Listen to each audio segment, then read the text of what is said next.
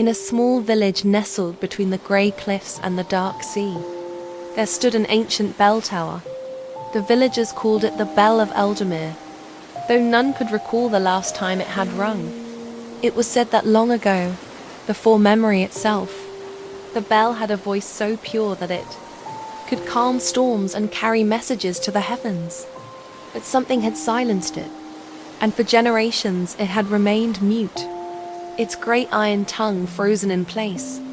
The people of Eldemere lived simple lives, fishing the rough waters and tilling the rocky soil. Though their days were hard, they endured with quiet determination. Among them was a girl named Lina, who had never spoken a word in her life.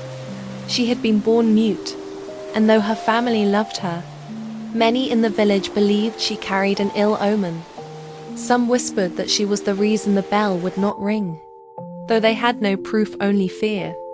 Despite their suspicions, Lina was kind and diligent, helping her father mend fishing nets and tending to the village's elder, old Mara.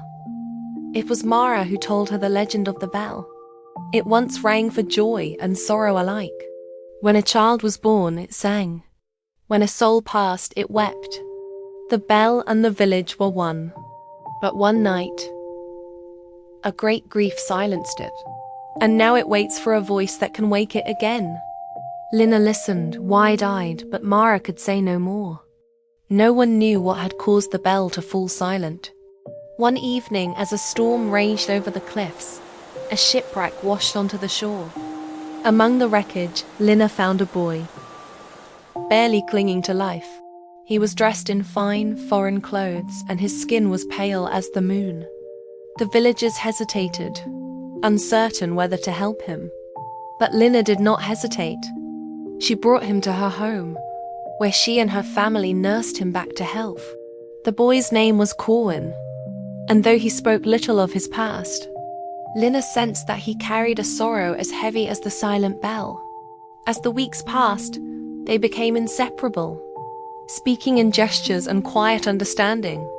For the first time, Lina felt truly seen, not as a curse, but as a person. One day, Corwin climbed the steps of the bell tower, staring at the great iron bell that loomed above. When Lina joined him, he whispered, "I know why it is silent."